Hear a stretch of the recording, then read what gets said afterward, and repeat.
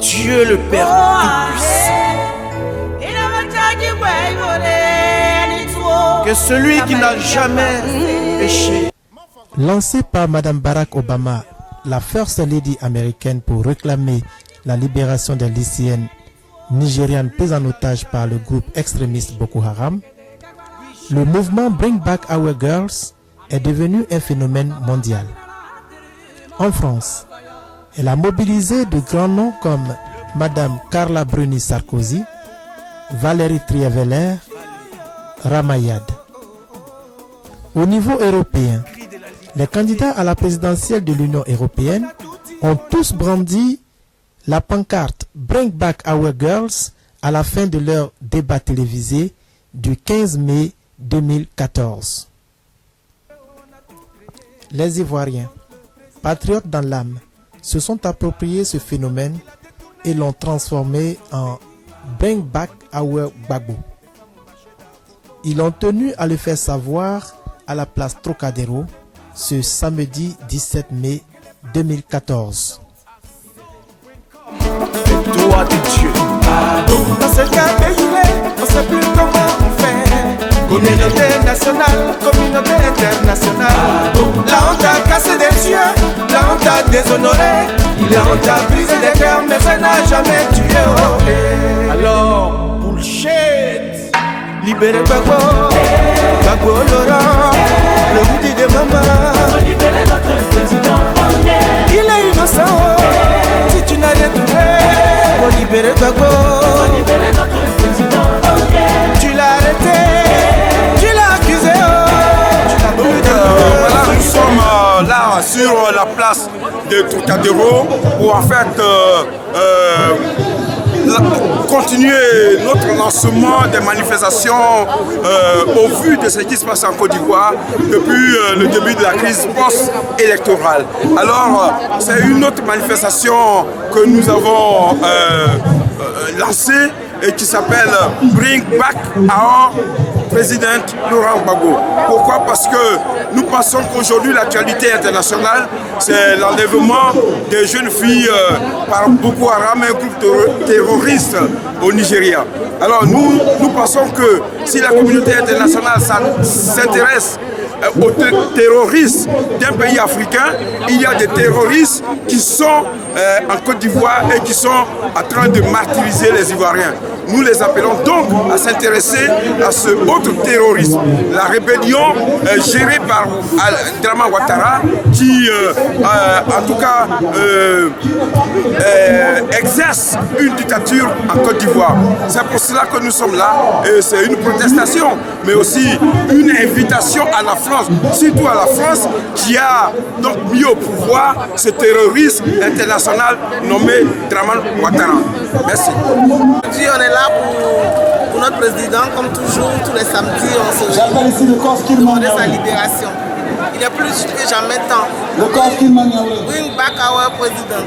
On a besoin de toi, il faut que tu nous reviennes, que nous soyons en paix avec nous-mêmes. Et pour que la Côte d'Ivoire soit libérée. Et pour que Alassane Ouattara retourne chez lui, d'où il vient. Policière ou judiciaire consiste à chercher à qui profite le crime.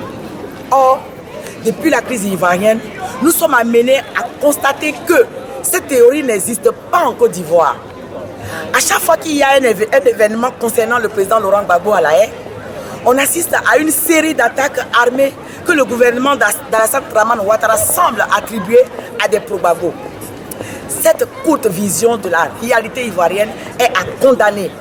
J'invite les journalistes de l'opposition, la force Licorne et l'ONUCI à faire toute la lumière sur ces actes criminels.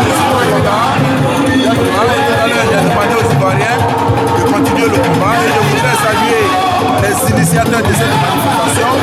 Vous savez, c'est un défaut de commencer et de ne pas terminer. Et nous considérons qu'aujourd'hui les Ivoiriens doivent continuer à rester dans la rue, continuer à demander la libération du président de la République. Parce que c'est injustement qu'il est incarcéré et nous pensons qu'il détient le pouvoir légal, le pouvoir constitutionnel. Et nous ne pouvons pas jamais abandonner ce combat-là tant que nous n'avons pas la victoire. Donc voilà, comme je l'ai dit tout à l'heure aux Ivoiriens, je viens de la Côte d'Ivoire et les Ivoiriens n'attendent que Gbagbo pour qu'on passe à la réconciliation, pour qu'on passe à la réconciliation de la Côte d'Ivoire. Merci. mettre simplement sur le mouvement, ça pour continuer, pour pérenniser le mouvement Brankawa Babo. Parce que c'est normal que ce hashtag, comme on le dit, soit récupéré pour parler de quelqu'un qui est justement dans les mains de la communauté internationale. Donc on est là, on manifeste, on demande le retour de Gbagbo, on demande qu'on nous rende notre Gbagbo. Vous voyez mon t-shirt. Voilà. Voilà mon t-shirt. Qu'on nous rende notre Gbagbo, la Côte d'Ivoire a besoin de lui. On n'a pas besoin de dire beaucoup de choses. Rendez-nous Gbagbo tout simplement parce que la Côte d'Ivoire a besoin de lui. Lui seul peut ramener la paix véritable à la Côte d'Ivoire. Voilà. Et c'est reconnu par tous que du nord, du sud, du centre, de l'ouest, il faut Gbagbo pour ramener la paix en Côte d'Ivoire. Et ça, c'est pas nous qui le disons, c'est tout le monde qui le dit aujourd'hui en Côte d'Ivoire. Ramenez-le, comme on demande aussi de ramener toutes ces jeunes filles qui ont été prises à leur famille. Bonjour, nous sommes là pour en soutien avec notre frère. Le combat de Laurent Gbagbo. Merci, c'est ce qu'elle vous a dit. Le combat de la libération de l'Afrique. Parce que le combat de Laurent Gbagbo n'est pas seulement un combat pour la Côte d'Ivoire, mais c'est un combat pour la libération de l'Afrique tout entière. C'est pour ça que nous ne voulons pas baisser les bras. Et j'en appelle à tous les Africains, à tous les panafricains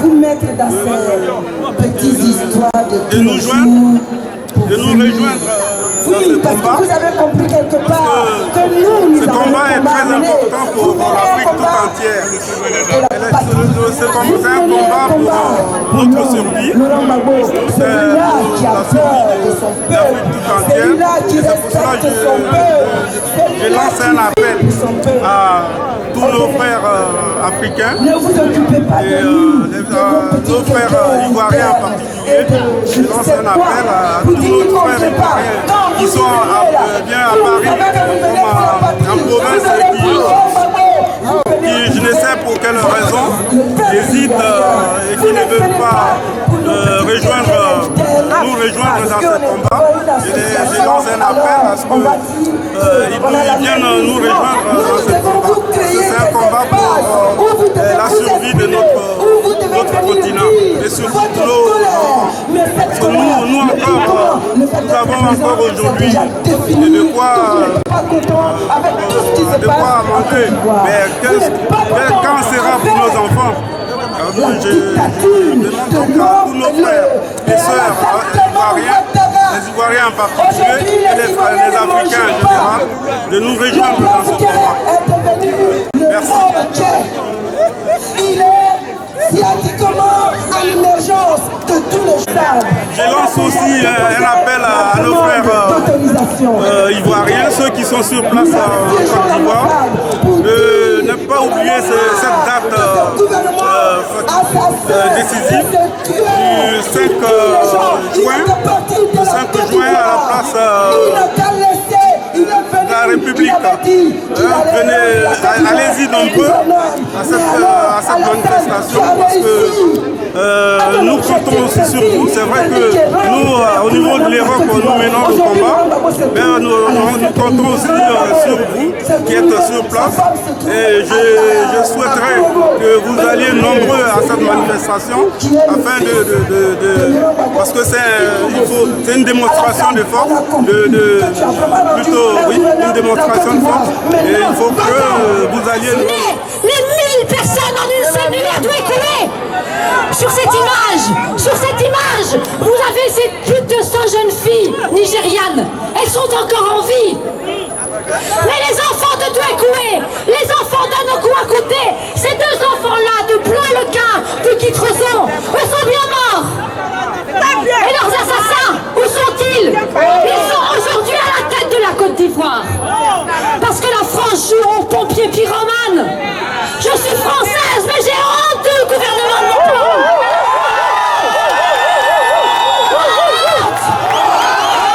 Valérie Trierweiler, Carla Sarkozy, Zilbruni. Je crois que Julie Gaillet était là également. Où êtes-vous quand on tue aujourd'hui en Côte d'Ivoire, au Mali, en Centrafrique? Ces milices, ces mercenaires qui sont venus, les Boko Haram, et constitués en grande partie de mercenaires du Libéria, qui ont été recyclés aujourd'hui au Nigeria. Vous croyez que c'est pour les populations civiles qu'on va aujourd'hui au Nigeria?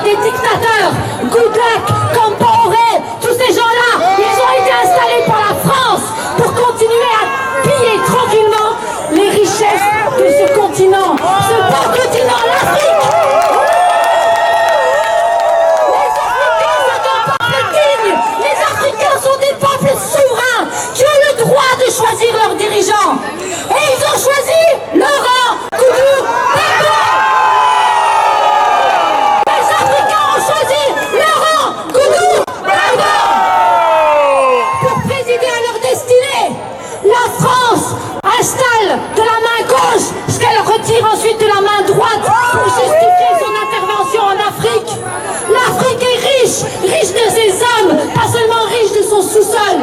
Est-ce que vous savez ce qui est en train de se passer actuellement en Côte d'Ivoire? En Côte d'Ivoire, on tue les gens, on tue des journalistes.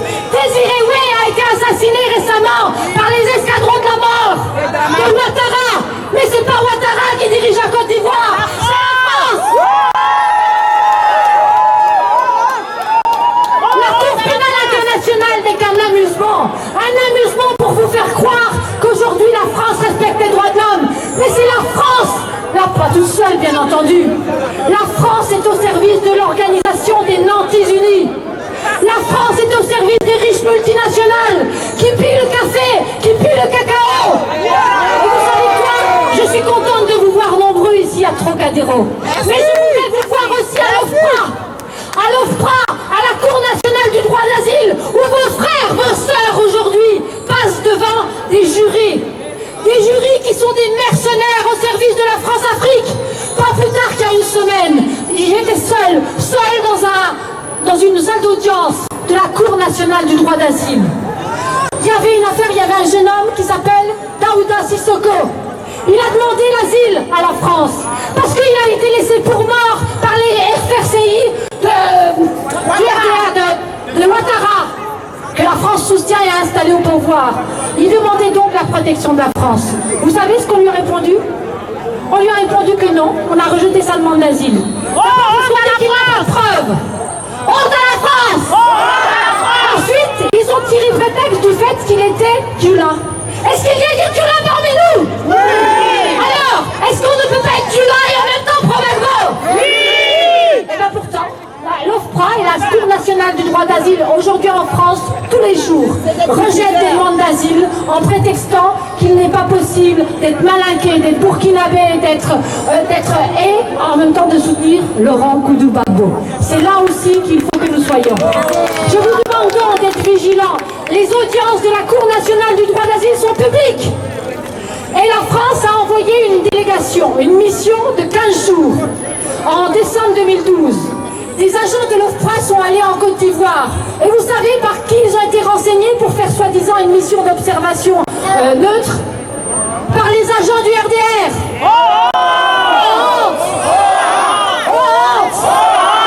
Tout ça se fait en votre nom, vous Français, vous touristes européens. Est-ce que vous savez que nous sommes en pleine campagne pour les élections européennes?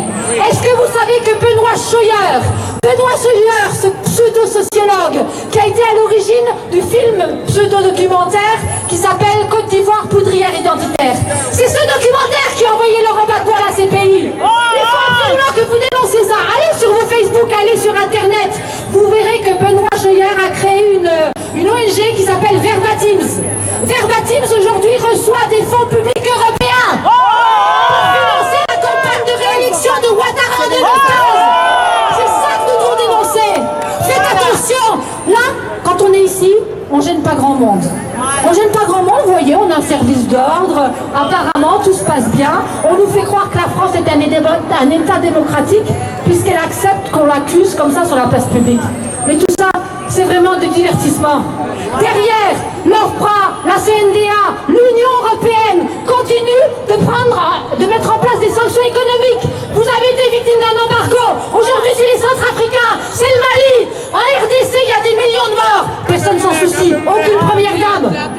Donc, excusez-moi, j'étais un peu longue, mais... Non, vas-y.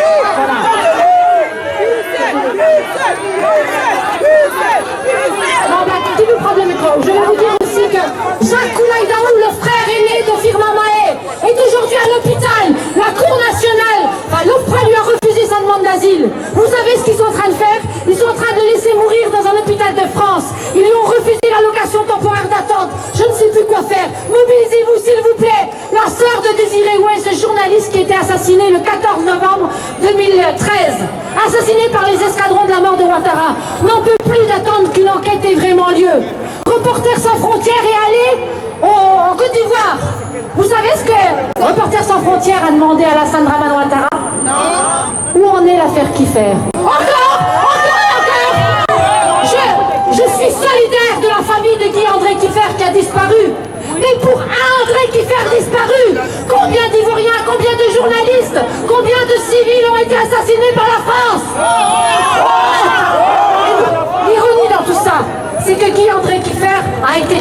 comme vous le savez, par les commandants invisibles sans doute, ou déjà par les commandants de la mort d'Alassane Dramane Ouattara. Le juge d'instruction en charge du dossier, c'est le juge Ramael. Et vous savez où il est aujourd'hui, Ramael? Patrick Ramael est devenu le conseiller du président Alassane Dramane Ouattara pour réformer la justice ivoirienne. Honte! Tous ces gens-là, on les retrouve, les mêmes qui depuis 2001 mènent une campagne d'intoxication, vous font croire que Laurent Gbagbo est un dictateur. Laurent Gbagbo est un dictateur? Laurent Gbagbo est l'artisan du multipartisme et le père du multipartisme en Côte d'Ivoire. Comme Lumumba, comme Sankara, comme Poganda, comme tous ces gens-là, il a consacré sa vie et il consacre encore sa vie à défendre le droit des peuples africains à disposer d'eux-mêmes. Alors, mobilisons-nous derrière le combat de Laurent Gbagbo. Il y a toute l'Afrique digne et souveraine qui se lève.